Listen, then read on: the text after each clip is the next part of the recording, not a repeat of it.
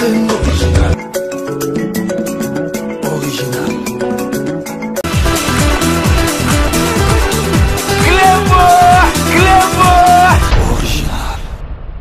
Salut et bienvenue sur cleboisoriginal.com. Merci de votre fidélité. Je ne cesserai jamais de vous remercier pour la dite fidélité. Vous n'avez pas tort car Clébois Original est l'un des meilleurs sites, pour ne pas dire le meilleur des sites congolais de la diaspora. Donc 5 minutes avec César Ngadi Ndenka Nalobaka. Tout le monde est d'accord et il en restera ainsi pendant longtemps. Beaucoup vivre en et puis vous allez comme mona yango. Donc 5 minutes à l'élo, boyebika ndenge na lobela kibino que 5 minutes et comment na ba sujet et belé na kati mais ezalaka ennuyante parce que 5 minutes avec César Ngadi ezalaka na lo kito donc batu ba s'ennuyer raté, batu ba bandelaka kotala yango yango wana ba voter que 5 minutes ata kuna nyangala kata ya kana chaîne rwandais wana petit wana soko akei 5 minutes ekozalaka kapona ko kengela bateau ba ko remplacer et puis pona ma solo. Parce que 5 minutes, il a kama solo, ndengi ezali kokende. Donc 5 minutes, il y a lelo na ko banda yango nanu l'affaire oyo nazali koloba mingi, il y a sous-titel, mboka na biso comme sous-titel parce que bato belé bazali komona on eti blague. Ezali blague te parce que mboka na biso wana avant et comme penza mboka moko ya bien ou penza bato ko chaka donc côté social, côté infrastructure et bonga, il faut compter 30 à 40 ans. Donc soto le bango ezali pona ngaite ezali pona bana na biso na bato bakoya sima parce que mboka wana ndenge tozoko mona yango ndenge ezali au lieu to se développer mboka na biso ekendaka na sous-développement. Sous-développement donc population peuple congolais à zasusu na niveau ya souffrance te peuple congolais comment na niveau ya misère. Parce que peuple congolais aza misérable, peuple congolais azali koyoka pasi moko na kanisi ba pays oyo ya Afrique bazoka pasi neti congolais bazali penza ebelete. 5 minutes sujet ya liboso toko banda ezali sujet actualité boyebi ke lelo tozali vendredi 23 novembre 2018 na Nairobi na Kenya. Vital Kamerhe ba sangani bango na Félix Tshisekedi. Donc UDPS na INC ba komi mutu moko. Donc toyeba ki yango déjà parce que bango mutu ba longola ki signature na ba corps o bazalaki nango na Genève. Donc lelo ba déclarer kuna na Nairobi que ba komi mutu moko ba okende bango mi balé. Donc là toujours comprendre te siko nani ya kotiki la moninga balobi ke Kamerhe mutu article Félix mais na discours na bango to comprendre penza bien te yango wana to ko senga penza na mbalasima donc ba éclaircir biso na situation wana. Donc bango mo bazali ko mibenga ticket gagnant boyebi na loto so du ticket gagnant yeba déjà que o gagner. Donc Vital Kamerhe na Félix Tshisekedi ba sangani donc ma mibengi ticket gagnant siko to ebite soki Kamerhe mutu arotiki la Félix, ceux qui Félix sorti que la Kamerhe, tu évite mais tout le monde a que Kamerhe mutu a roti que la Félix na tikibino bolanda na ba image boyoka binomoko oyo bango balobi donc mami bengi ke ticket gagnant. Nous remercions nos amis de Nairobi, du Kenya. Merci beaucoup, monsieur. Mon frère Félix et moi pour trouver un ticket gagnant pour les élections. Et nous l'avons trouvé. Et devant Dieu et le peuple congolais, j'ai décidé d'apporter mon soutien à M. Félix Tshisekedi Tshilombo comme président de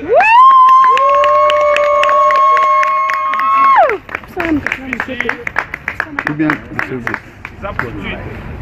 Voilà. Le combat qu'il a mené à côté de son père dans le plus grand parti de la République démocratique du Congo, l'UDPS, et notre papa en ce moment était Tshisekedi. C'est sa volonté, je crois que c'est la meilleure de l'honorer, d'honorer le peuple congolais. Je voudrais dire que nous devons savoir faire confiance. Aujourd'hui, nous choisissons faire, ce ne sont pas les postes que nous faisons.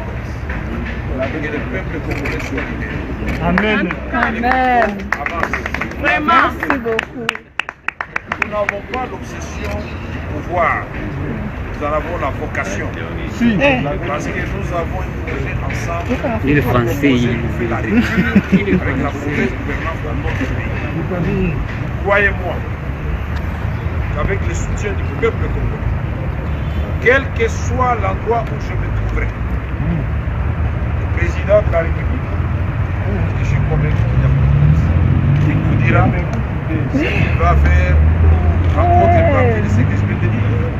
Croyez-moi que ce sont les hommes qui font les fonctions, pas le reste. Où que vous étudiants, policiers, fonctionnaires, ministres, députés, travaillons pour le Congo. Nous allons mettre fin à toutes les antivaleurs et on va diriger le Congo autrement. Nous ne sommes pas de ceux qui disent nous passons au pouvoir, c'est notre tour de manger ou de prendre l'argent.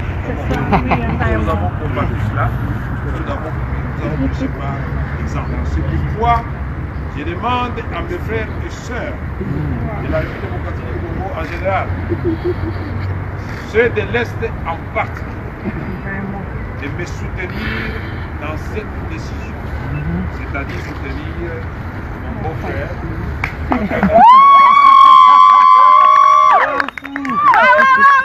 C'est des petits secrets qu'on ne révèle pas à la presse. Passer est là, et donc ensemble, nous sommes contents. ma femme est absente et elle approuve totalement ce que nous faisons. On est d'accord. On est d'accord. Le général du parti et la direction générale de mon parti. On s'assure les jeunes partis et les femmes. Please. Moi, c'est une question. Peut-être de voir notre pays.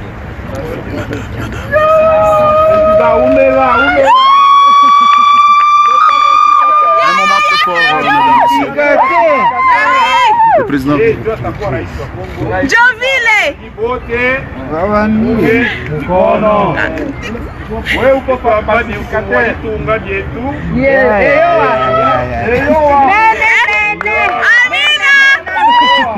Mena. Iko hivyo.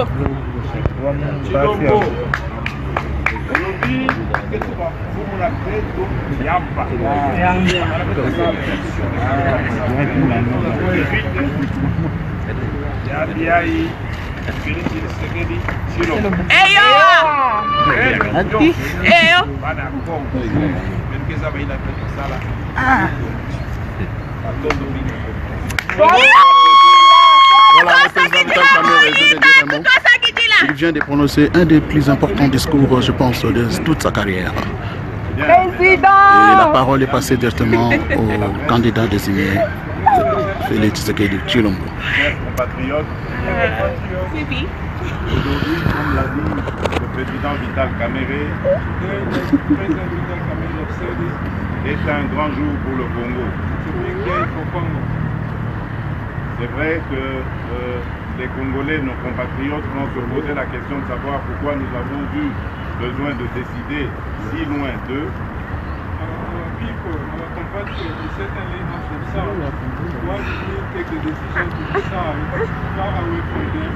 Et nous voulions simplement le faire en dehors de toute pression susceptible d'influer sur nos réflexions.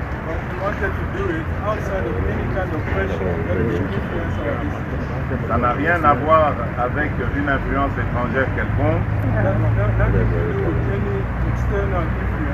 Mais nous avons simplement pensé que le faire dans un pays africain, symbole de la réconciliation entre les peuples, entre les tribus, était une bonne chose.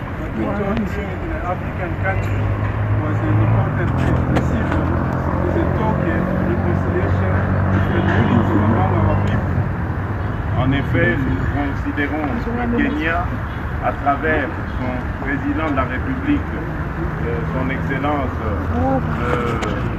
le président Uhuru Kenyatta,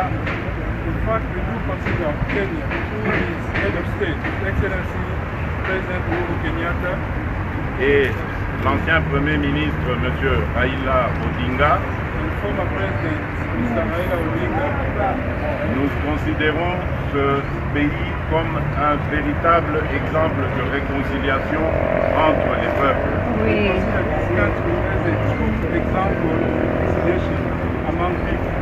Et mon frère Vital Kamerhe et moi allons absolument nous inspirer de cet exemple pour ramener au Congo une paix durable et sereine entre les cœurs. My brother Vital Kamerhe and myself are going to work hard to bring back to Congo a sustainable peace to the development of the country and the people. Une de nos principales priorités sera de ramener la paix et la sécurité principalement à l'est.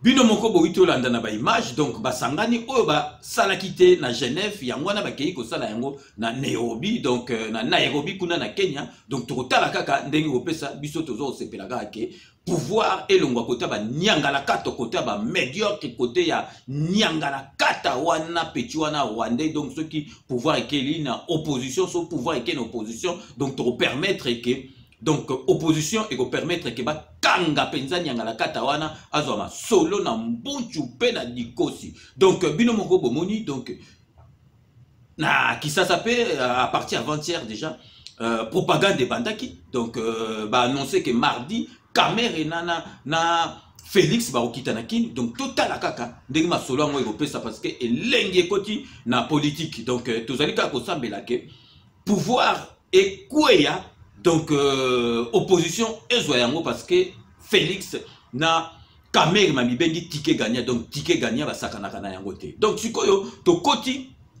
lelo na ngolo bake Katumbi na Mbemba bakomi ensemble pour na Fayulu donc ba dictateur na biso ya kala boyebi ke bazalaki na chance ba Idi Amin ba Mobutu ba bokasa o ba bandoko lia bato bazalaki ba anthropophage ba cannibale bazalaki na chance parce que technologie o ekomi lelo yango ezalaki na ba ère wana te siko mutu po azwa image donc aza kuna besoin caméra ta fongolika portable na ya zuba image donc ba makambo kala e ba nekte mais sikoyo ba politicien na ba président na ba tout ba image koma kotikala donc ba preuve ezali donc sikoyo boyebi ke Mbemba na Katumbi bazali siko pour Fayulu bango baponi na bango Fayulu baromema ti Fayulu a gagné alia Shaddai ndenga lobaki alia pe Kamerhe alia pe Félix donc siko mais tolingi to avec Sabino po bomona bino moke sikoyo na technologie sikoyo ba vidéo ekomi kotika la bomona mutu alobaki boye to tcheli yango donc siko nazo la Sabino botala oyo Francis Kalombo alobaki sur Martin Fayulu donc Francis Kalombo lelo azali na Katumbi donc bango to azali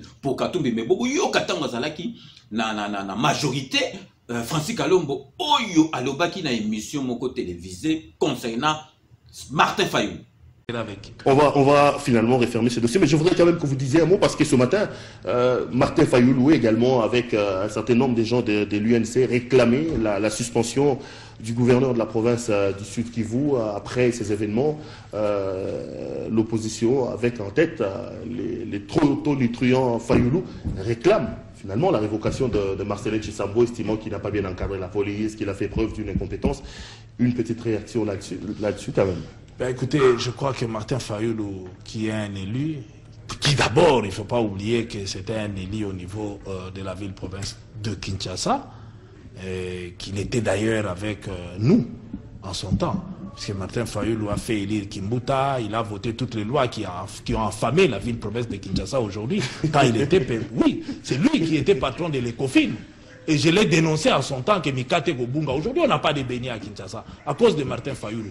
Aujourd'hui, on taxe les Fumbo et tout ça. C'est lui qui est président de l'ECOFIN, a fait voter des lois qui affament aujourd'hui la ville-province de Kinshasa. Donc, moi, je pense... C'est votre pion. Non, nous l'avons chassé. Nous l'avons chassé même de l'ECOFIN, même de la majorité. C'est comme ça qu'il est allé dans l'opposition. Nous l'avons chassé. Donc ce n'est pas que... Parce qu'on a constaté que ce monsieur avait plus d'intérêt pour lui personnel plutôt qu'il puisse servir les intérêts du peuple quinois. Alors maintenant, lorsqu'il va dire, je comprends parfaitement, puisque lorsque nous l'avons chassé de l'ECOFIN, nous l'avons dit bel et bien que c'était pour incompétence.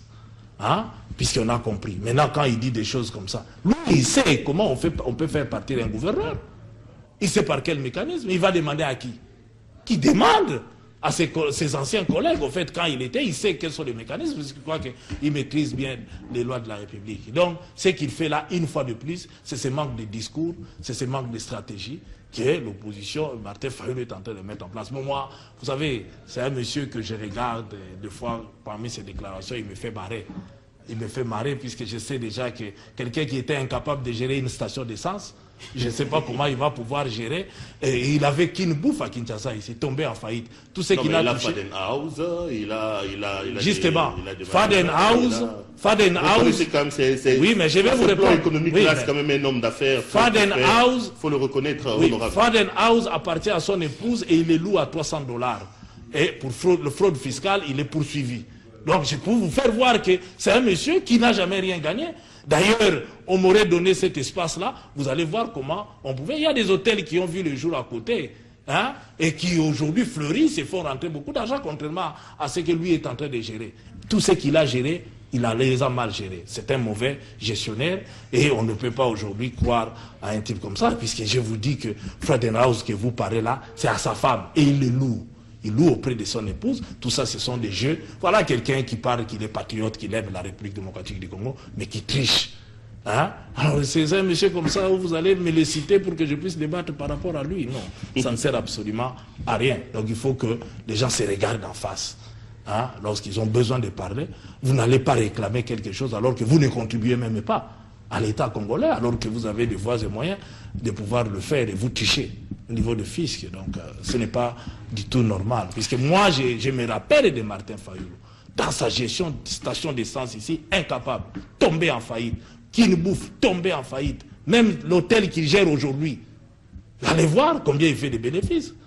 Vous allez comprendre vous-même qu'il n'est pas un bon gestionnaire. Qu'on donne ça à quelqu'un d'autre, vous verrez comment ça va faire. C'est peut-être parce qu'il il fait peur par son discours. Comment vous pensez que... Je vous dis qu'il a fait ses premiers pas avec nous. Il était avec nous. Nous l'avons mis comme président de l'ECOFIN dans la ville-province de Kinshasa au niveau de l'Assemblée, dans cette commission de l'ECOFIN. Mais qu'est-ce qu'il nous a produit? Que des lois pour affamer la population de Kinshasa? C'est lui. Et je l'ai contredit à maintes reprises. J'ai même...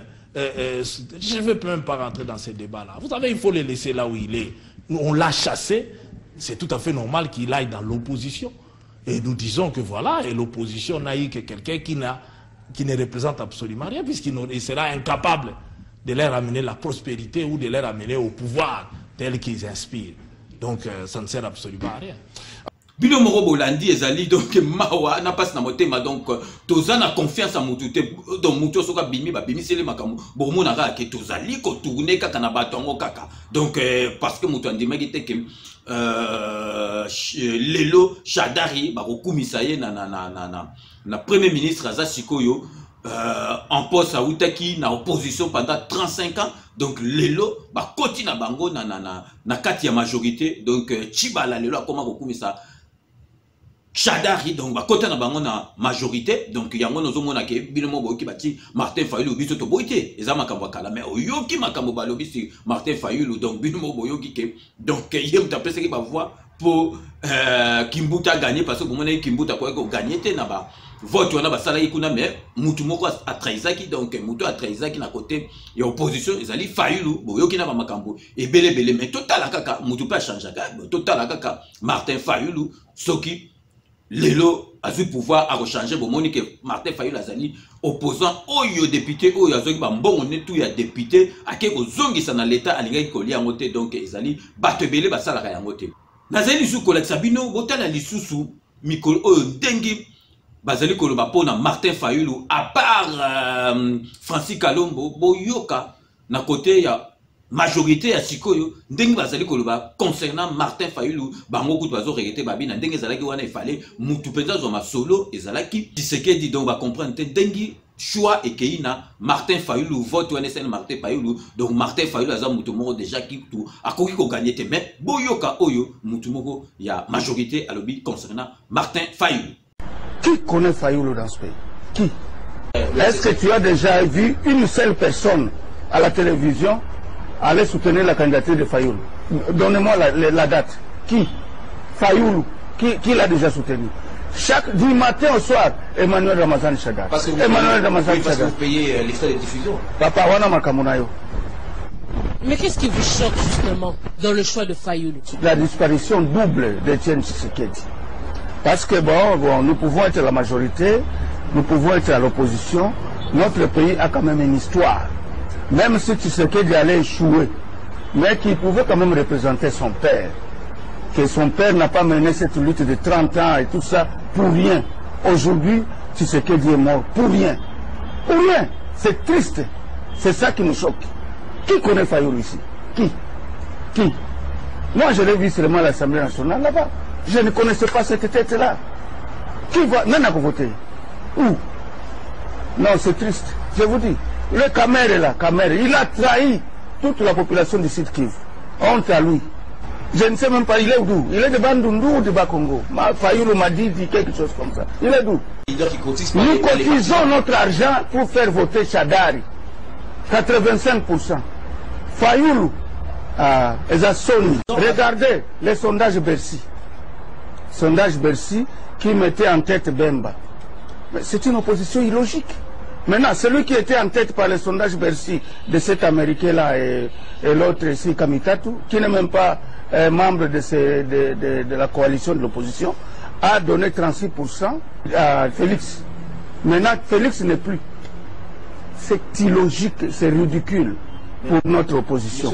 J'ai toujours dit, et je le répéterai toujours, le drame que nous avons dans notre pays, c'est le manque d'une opposition républicaine. C'est pour ça que je vous dis aujourd'hui, je pleure Tshisekedi. C'est notre papa, c'était un grand leader qui s'est battu avec l'UDPS pendant une trentaine d'années. Est-ce que le choix doit porter sur un individu ou sur un idéal aujourd'hui? Sur un idéal et sur un individu. Parce que le Congo doit être dirigé par quelqu'un d'acceptable. Le Congo doit être... Parce que le physique aussi compte. Mais nous, on ne peut pas avoir de président vilain. Le physique compte, papa. Nous devons avoir un président présentable, tout ça. Mais bon, c'est... Et qui serait derrière Moïse Katumbi?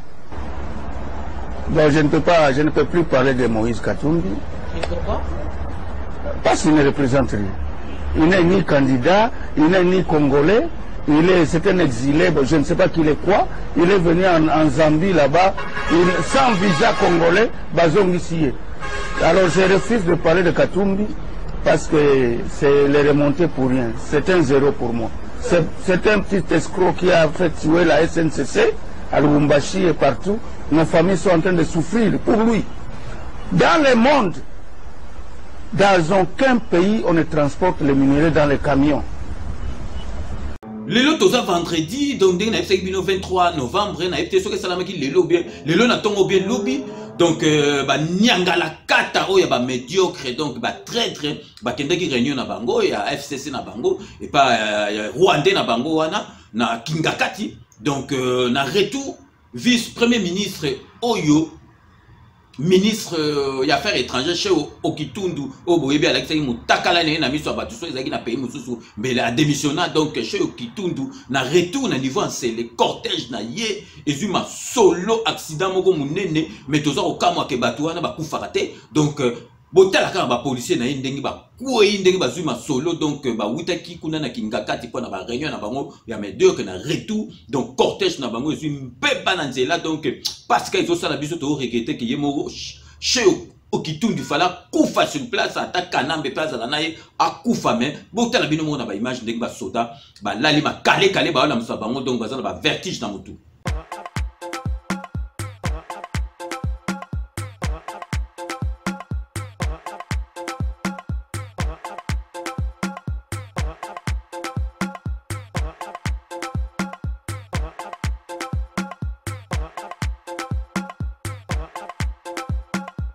Donc nazali sous kolakisa bino po bomona niveau ya médiocrité na mboka na biso na niveau bo soni mboka na biso ekoma na yango vraiment na yebité donc lo biso ki avant-hier to moni penza ba Kangi Télévision Nationale Mobimba pour balakisa arrivé ya batio na ba ce soir oyo ya régie des eaux oyo kolokisa maya eau potable na mboka na biso. Donc vraiment na yebite na bato ango ba responsable la régie des eaux na bato ango à télévision na yebite nete za nango télévision ba médiocre mais vraiment eza sonité. Donc bazo ti bati télévision en direct ba changer ba programme pour balakisa biso arrivé ya ba tuyauterie na ba ce soir oyo komema eau potable. Donc nakisa ça eau potable ezate donc eloko tout est comme luxe ezala WC public luxe yango bomonaka zoba ya président de la république ba koma ko inaugurer ba WC public toilette publique donc mona ministre ke ko inaugurer yango bomona bino moko ke kana Cheikh Kabila nyangala kata na kinako inaugurer donc wagon à train locomotive ezate présent ke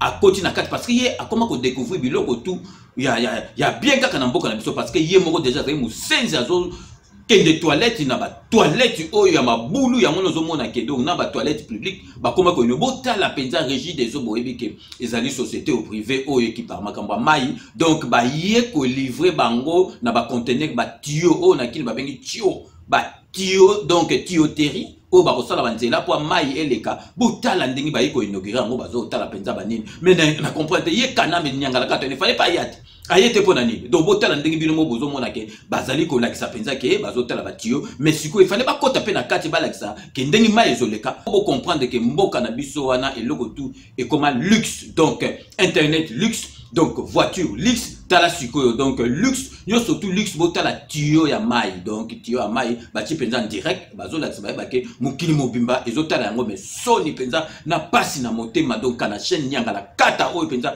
ya Kabila zongisa biso sima donc il faut mériter kaka azoma solo na mbutu pe na dikos terrain o eza pour entreprise ozana 3 entreprises principalement o ezosala misala na kata Kisasa o ezali moko o etali partie à ouest yango nde touti ko binisa ba conteneur na Matadi tosepeli kasi misala yango ndenge lobi ezosalema na ouest na partie boyeboye kasi bandeko neti to bapopulation bazozela bayeba ko banda kan oyo ebandi mpona matériel oyo esikoyo ekobanda kan misala yango normalement bon misala normalement esi ebanda omoni eza batiyo avant beaucoup na batio na mabele eza ba misala au préparatoire moi beti da mike koyeba terrain ndenge ezali esika nini ba olekisa tio misala on ezosalema déjà to koma ikozela batio eya comme ça to banda kokunda batio ko raccorder ba bonnet pona ba o baza déjà na mai soki totie batio to lekisi mai to koyi kopesa déjà ba bonnet wana batio mususu ekoleka e ozela mai po to tonga izini ya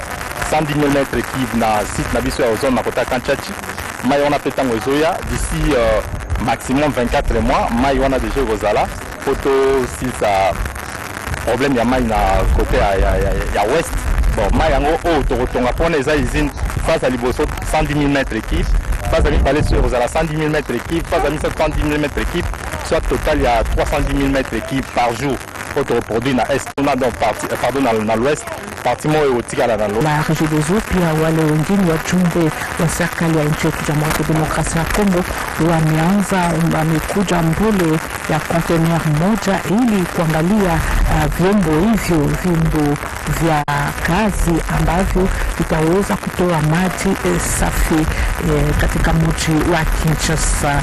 Tunawajulisha pia kama vyombo hivyo vinavyoona ni vingi kabisa, kwani makontener ni 35 kontener 35 za vyombo vya Régie des Eaux, vyombo ambavyo vitaweza kutoa maji safi hapa mji wa Kinshasa. Wafuasi wa pendi onyo la baba taifa Joseph Kabila Kakambe moja kwa moja imeendelea kukamilishwa vitu vinavyochua ya kama maono mapya ya majengo pia ya vyombo nchini ya Jamhuri ya Demokrasia ya Kongo vimekamilishwa chini ya uongozi wake Rais Joseph Kabila Kakambe.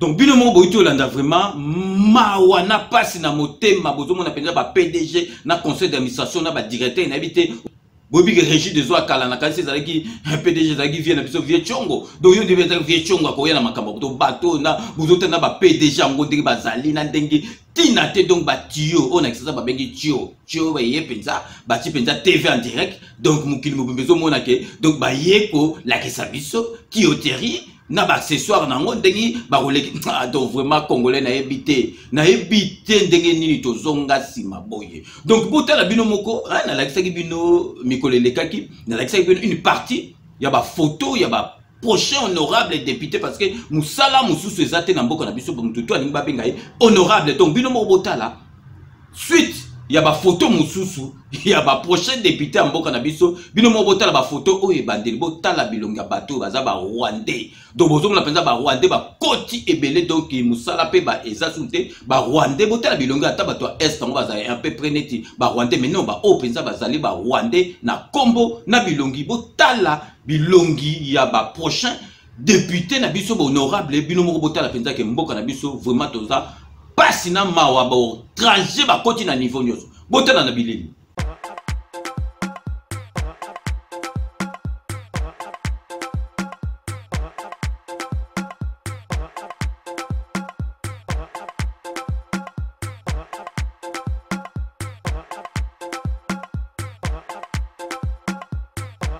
botali bino mo pe bilongi na bomoni ki bazaba ndeko na biso te toyebi ba congolais toyebi ba to est ndenge bazalaka mais wana bazali ba rwandais ozomona pe na ba kombo na bilongi na ba bino mo bo comprendre ka ki mboka na biso ezali ko kende donc par tous les moyens bozomona neti siko makamba Shadari bozomona neti président de la république ko asa longwa nyanga la kata peti wana musendi donc ya rwandais ezane siko mutazo nyoko na bino alobi bonga na tiko nyoko na bino bozo relève ya ko nyoko na bino ezo ya donc de succession ya bonyoko ami ezolanda donc ezane tike Kabila zo nyoko na biso atike biso su mutu mususu a continuer ko nyoko na biso donc neti ba congolais biso za zoba toza kokumisa Shadari donc Shadari ezali succession ya bonyoko ami ya Kabila donc azoli biso donc mutu zo nyoko na biso alobi ke bon ngana lebi ko nyoko na bino mais na tike bino mutu mususu ako continuer ko nyoko la bino bino po bondibi oui to continuer na ko nyoko donc Shadari wana ko ki ko leka jamais donc to sala nyoso tout Shadari a lekate Shadari soka leki ezali kaka Kabila mutu aleki parce que bo moni batutu wana o bazana ye na makamune wana ya élection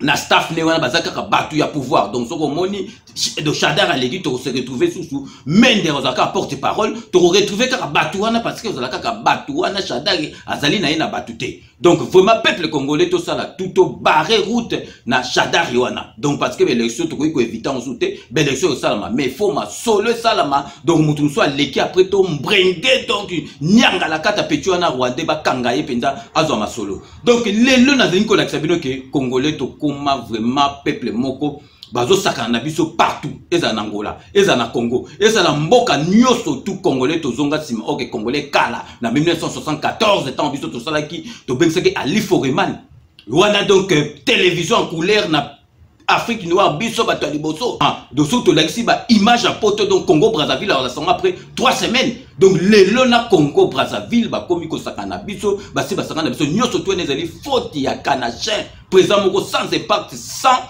influence ya ngono monique batu tout ba sakana biso parce que yeba yebi ke tozana biso na président moko azangatina bazali kolekisa bino botala match evita ko leka dernièrement ya Léopard o bakelo beta na Congo Brazzaville na ba Diable Rouge botala eloko basalaki ba congolais kuna ndingi basali ba congolais na ministre na biso ya sport ayena délégation ba supporter na nini batambusi bango makolo ba boyi ba batana ba bus o bango mo baluaki ba boyi ba kota na ba stade ba ti bango la lacrymogène boyoka bino moko oyo elekaki ekopesa bino pasi na mawana motema bolanda oyo bango mo balobi côté pa na biso autant de fois même na grandeur même na population même na ba richesse alors on ne peut pas vendre image à RDC na ba mboka comme ça comme sakana na biso c'est quand même aberrant Tokomi na Brazzaville laissez-moi vous dire mon frère ami nous avons quitté ici à 8h avec une forte délégation conduite par le ministre des Sports. On arrive na beach à Brazzaville. Quel a été leur projet? Ba bloquer biso na beach, ti match ko banda to ki ne ko assister na stade té. To komi na beach, to matina ba bis, oyo biso déjà to louer pacta ko pour équipe d'avance zaide akuna. Po ba bis c'est tout un problème. 12h, 11h, 12h, 13h, 14h, trop c'est trop. Nous avons décidé, il faut tout quitter, tout qu'il au stade. Nous avons fait les pieds avec les ministres. On a fait les pieds avec les ministres. L'envoyé, il y a chef de l'État Joseph Kabila. On a fait les pieds. Tokomi, je ne sais pas moi si c'est gouvernement provincial na Bango, on nous bloque. Un groupe de militaires, on ne peut pas passer. Voilà. On a fait des bruits, on nous a laissé attendre que non, moi, comme un stade des athées, stade des plein à craquer, place Bino Bofanda des athées. Et pourtant, règlement CAF, c'est clair. Équipe visitée, il faut qu'on réserve un endroit. Bango Bayakiawa. Na mois à janvier, si je ne me trompe pas. Tu me bango bien? La République démocratique, c'est un pays hospitalier. Baye, tu bêtis match comme le football. À 3 principes, victoire, match et la défaite, tu gagnes 3-1. Peut-être si on en a malade. Mais pourquoi, comme à tout Nabiso, tu as un problème? Nous ne sommes pas quand même des ennemis. C'est le football. Ba bloqué Bisso, et nous avons dit, Boti Kabiso, si tu es l'ambassade Nabiso. Et pas l'ambassadeur Christophe Mouzungu. Donc, comme il y a une ambassade, on a négocié. Les gens là ne veulent pas. Donc, jamais aucun stade. On a suivi la première partie, c'est-à-dire premier mi-temps match, l'ambassade à RDC. C'est déplorable. Donc, le gars va continuer à y réuniter. Tout ce qui va mettre la fenêtre, la porte, il suffit qu'on a un match de C'est une forte délégation mobilisée par le ministre des Sports, Maître Papi Nyango, pour soutenir les léopards de la République démocratique du Congo à Brazzaville contre les Diables Rouges du Congo, en match de la 5e journée des éliminatoires de la Coupe d'Afrique des Nations Cameroun 2019. Touti kosilisa ba formalité o esengaki ekosenga to afficher sens moko ya discipline makasi de façon que oyo nyonso tokosala ezala déjà une réussite et puis une victoire déjà na groupe na biso ndenge tozala. Toutes les dispositions ont été prises pour la traversée de la délégation congolaise, chose curieuse, composée des membres du cabinet du ministre, les journalistes, la brigade de Merckx ainsi que les animateurs ont été bloqués par la police brazzavilloise face à ces camouflés. Le Congolais avec à leur tête, le ministre des Sports ont été contraints de faire le pied jusqu'à l'ambassade de la République démocratique du Congo. Une pilule dire à avaler. Automoni lelo par rapport au ministre na bango sport ndenge lubaki yangote. Même son excellence ya biso interdire rien to matana mutuka depuis to komaki na beach. Mami tuka la bango boy ko démarrer. To beti makolokolonga na beach tina na epa ambassadeur. Et c'est la gâté. Moi je demande c'est mon gouvernement de bien voir les choses. Parce que ce n'est pas normal. On ne peut pas être rejeté à tout moment par n'importe qui. Parce que là c'est n'importe quoi. Faute d'accès au stade, la première période du match a été suivie à l'ambassade et la seconde dans le bateau qui avait porté la délégation. Au finish, les léopards de la République démocratique du Congo ont tenu en échec les Diables Rouges du Congo sur le score d'un but partout. Maître Papi Nyango, qui a suivi les matchs à la télévision, félicite les fauves congolais. Le député national Serge Mayamba monte au créneau pour déplorer le mauvais accueil réservé à la délégation congolaise. Nous dénonçons donc ce comportement des autorités de la République du Congo. Et je crois qu'au nom de la réciprocité, et là je parle en tant que représentant du peuple, nous demandons aux Congolais de Brazzaville, lors des prochaines rencontres, de ne pas mettre leurs pieds à Kinshasa. Au nom de la réciprocité.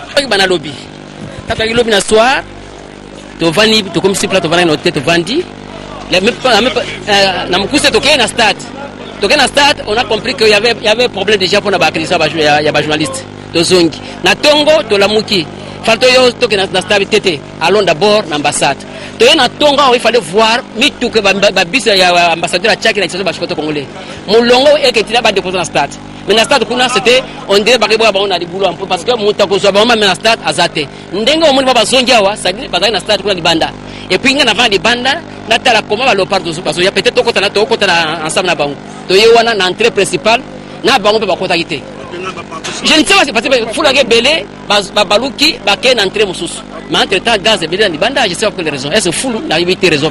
Mais je me demande, apparemment, en tout cas, il n'y a pas de Congolais en gamme au côté. Il y a biso kuna, il y a une côté dans le stade. Ça va côté peut-être dans les moussous. Il y a des policiers, il y a awa. Bazobo il y a des Congolais à côté dans le stade. Donc, ce Congolais s'est présenté, Bazobo il y a des côté dans le stade. Donc, depuis là, ils sont à mon drapeau RDC, Baokangayo. Donc, ça pour la Congolais, ça ne m'a pas. Il y a désolation, désolation. Est-ce qu'on comprend que un pays, on a délégation officielle, ça va tenir tout. Délégation officielle, immigration n'a pas contrôlé, tout le monde a immigration n'a pas contrôlé. Donc, côté illégalement, mais pourquoi on va respecter Bissot? Parce que n'est pas respecter Bissot. Parce que n'est pas respecter Bissot. Mais dans le Bible, CAF, Ce qui est ça, ça libre, rapide pour nous sanctionner. Bon, t'as là, délégation, privé, maintenant, on ne sait pas. Le moment de sanction, on repère sa période. On a un stade, Tokomi Awa, na 12 heures. Tozu transporte l'équipe balamoko na terrain. Tokomi kuna, ba policier, ba boy biso tokota. Donc les Congolais moko te akoti na kati ya stade, bango moko de bakoti. Et puis ba yeko bengana biso na ba bomba crimogène. Mais to regretter comportement ya ba ndeko na biso à Brazzaville. Parce que voir ça, ce qu'on inflige à tous les Congolais, apparemment, qu'on va comprendre officiel, je vous rappelle que lors de la première journée, à la tribune d'honneur, Toya, nous le journaliste, Bachabiso Moupandi par nos agents de sécurité, Babiso que beaucoup de Sanan, Congolais d'en face, Bakota, Bamunio Souto Pesabino, Katikati et à la tribune d'honneur. Pesabino, Munio surtout, mais Bachabi, donc Biso presse congolaise, to Kota Nasimanabino. Mais du moins, c'est pour maltraiter les gens. Et puis, vous n'avez pas eu honte avec notre ministre de sport. Vous l'avez fait marcher à pied et vous l'avez interdit l'accès au stade. En tout cas, c'est un comportement que nous déplorons. En tout cas, ceux qui même vous tant mieux. Non, par là, moi je voulais dire ceci. Je voulais demander aux autorités congolaises de se réveiller. Trop, c'est trop. Tout le monde a belé zoleka, mais tu n'auras jamais kotika image en boka na bisoboy. Les petits pays, passez-moi l'expression, les petits pays comme le Congo Brazzaville, à qui jamais ko humilier les Congolais. Donc moi je crois que l'ambassadeur à Congo Brazzaville, à RDC, il faut interpeller par rapport à l'image oyo. To pole limbula libanda à cause il y a match à 90 minutes. Wana le football et ça tali image à football et ça qu'on interdit ba traitement à boy. Règle mais à clair. Quelle que soit grandeur à stade Nabino, vous devez réserver une place pour Nabapayo pas Nabino. Mais vous allez remarquer, stade Alphonse Massamba Débat, tant bien même la capacité à mouquer, mais Brazzaville Bakangi, stade Mobimba. C'est quand même, c'est déplorable. C'est déplorable. Et Dieu n'est pas injuste. Preuve année, au moins que tout ça, les MB partout na bango, de boya qui bango ba gagner biso. Puisque, bazoko luka image ya mboka na biso kenso ya ndeni na habité. On s'est bien arrivé, on s'est comporté très bien, to sali mobuluté, on a fait les pieds ti l'ambassade na biso.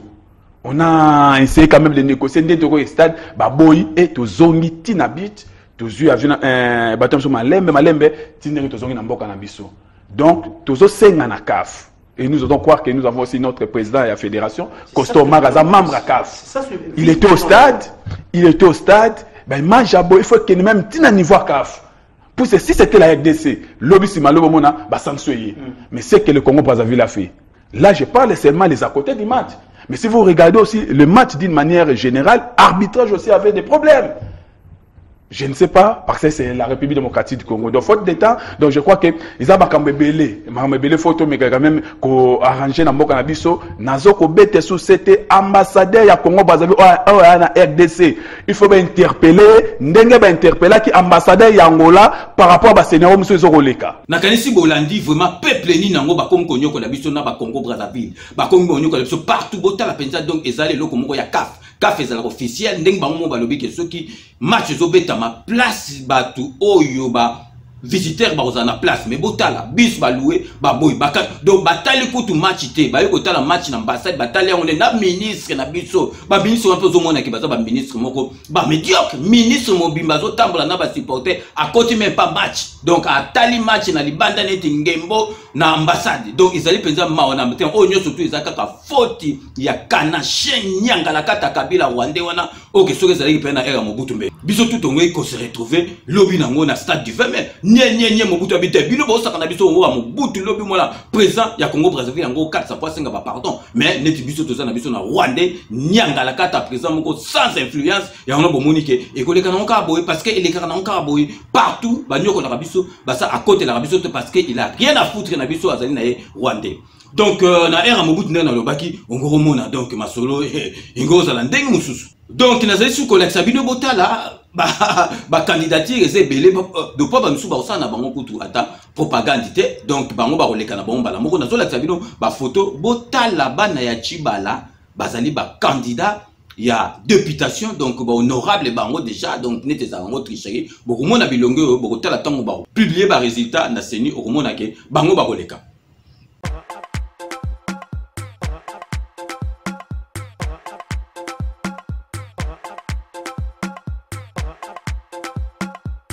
Ba candidature mususu bozo mon ezali ya Sony ba mikolo bango moko ba candidat moyen ba lobela ngo ezate parce que eza Sony bino moko botala ke André Kimbuta azo sale lokote na ville ya Kinshasa solo ba poubelle botala ye azali ko se représenter lisusu comme député atie elongi na ye atie pe elongi ya Shadaki donc ba tuloko la Kimbuta na habité soki congolais a voter penza Kimbuta be kino a voter Kimbuta donc ye a oleka na kaka na ndeni ba trichara donc Kimbuta azali susu candidat député national botala Sony alobela ngote parce que ezali Sony donc peuple congolais to la muka vraiment na makambo ezoleka na mboka na biso parce que mboka na biso to lekisi niveau kutu eza sous niveau ya souffrance te to komi na niveau penza ya misère donc peuple congolais misère donc na libanda misère ba côté la biso te bazonyo ko la biso parce que toza na Rwandais na pouvoir donc 5 minutes à lelo na beteki c'était na ba makambo anu su bolandi boyebi ke 5 minutes ezali penza yango mutu esimbi makambo siko donc na ningo la sabino boyebi ke 5 minutes avec César Ngade ezali na télévision na radio tozali na rendez-vous avec le patriote. Donc rendez-vous avec le patriote oyo ya samedi oyo ya le 24 na Royamba Masamba Kinwani Kamitatu yazali chargé de mission ya Félix Tshisekedi akoya koyebisa biso makambo nyonso tu oyo elekaki na Genève na oyo ezali koleka po na Félix Tshisekedi na UDPS na sengi na bino bolanda bande annonce. Après la version de l'UNC de Vital Kamerhe par rapport à l'accord de Genève, ce samedi 24 novembre 2018, je vous donnerai l'occasion d'écouter celle de l'UDPS par le biais du chargé de mission, M. Masamba Kinwani. Je suis M. Kinwani Kamitatu Masamba. Je suis chargé de mission du président Félix Antoine Tshisekedi Tshilombo. Je confirme ma présence à l'émission de M. César Ngadi pour parler de l'accord biaisé de Genève, qui est un accord que nous qualifions d'un complot contre la République et contre l'opposition. Ndenge kaka na ebisaki bino pe na prometaki bino il faut toyeba réellement nini elekaki na accord ya Genève toyeba vérité ya bato bazalaki na katikuna oyo baponaki Martin Fayulu comme candidat commun ndenge boyebi Félix Tshisekedi na Vital Kamerhe balongola ki ba signature na bango. Samedi 24 novembre 2018 na émission na bino rendez-vous avec le patriote na koyambela bino cette fois-ci membre ya UDPS chargé de mission ya Félix Tshisekedi na kombo ya Masamba Kinwani akoya kopesa version na bango ya UDPS pour bango balobi ezalaki complot po na mboka na biso donc Félix Tshisekedi abikisi mboka na biso bokoyoka ndenge akoloba donc bo hésiter te po na ba question na bino bo poser yango ekozala émission ndenge boyebi ezali émission téléphone ouvert. La confirmé présence na ngai Kinwani Kamitatu Masamba chargé à mission ya président Félix Tshisekedi Tshilombo. Na confirmé présence na ngai na kozala na émission César Ngadi poto solo la na peuple congolais toyeboye babo solo na maso elekaki na kati ya accord wana ya Genève oyo tomonaki ke bato ya mitema likundu mitema ya mabe bakendaki kosala likopa mpona kopepisa lokumu ya opposition pe lokumu ya mboka. Ça se passera le samedi 24 novembre 2018 de 14h à 16h sur la 99.7 FM MNG Radio. Bino moko bolandi bande annonce donc ekoleka samedi po batebele bazo benganga yo en direct ezali en direct samedi de 14h à 16h donc na ba Amérique ezali na parti à 8h du matin. Donc, sur le côté, vous avez une image dans l'exhibino, vous s'inscrit. Donc, vous avez 3 possibilités au salle. Bateau, vous avez 77, 91, 94, vous avez la bande FM, na bande FM 99.7 FM. Ceux qui, bah, monsieur Souana, beaucoup s'inscrire na page ya cluboriginal.com na Facebook bolanda biso en live bozomona ndenge na like bino ndenge bokoiko s'inscrit misusu siko bokoiko ta directement na site ya radio mngradio.com bolandi biso. Donc émission ana ezali po na bino ezali concept moko boye bino faut tout na ba question directement invité. Donc nazo senga na bino bo hésiter te bo tout na samedi de 14h à 16h ba question na bino directement ndenge apachabora waza banga salaka na Hollande. Donc aza penza ye penza donc émission na ye akoko zanga te soki émission salami ya quotité ezali émission salamité. Donc bo adopter ndenge apachabora Wazabanga asalaka na Hollande pour nous reposer ma question. Donc 5 minutes, il y a le loto suki awa. Donc je vous laisse le soin d'en tirer vos conclusions et de nous faire parvenir vos commentaires comme d'ailleurs vous en avez l'habitude de faire. C'est ainsi que s'achève ces 5 minutes. Merci de l'avoir suivi. Nous allons nous retrouver avec grand plaisir avec tous les friands de 5 minutes avec César Ngadi dans 48 heures pour un nouveau numéro. D'ici là, portez-vous bien et à très bientôt. N'oubliez pas, tout le monde est d'accord et il en restera ainsi pendant longtemps. Ndeka nazo yesa bino ke kanachien nyanga la kata petio na Rwanda toko big ça été. Donc soki akei to sali perte ye fois kaka ma solo na mbuchu tona dikosi. À très bientôt.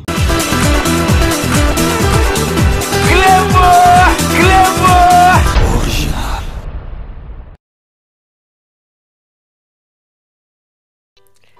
Avec Sepela TV, besoin coûte au Kima Banyongo exaté.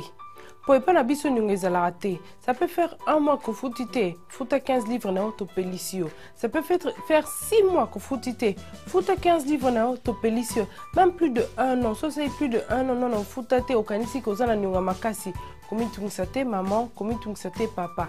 15 livres à pamba pour rétablir service non et je te dis on va na ndako Roka Bilinga Sepela TV.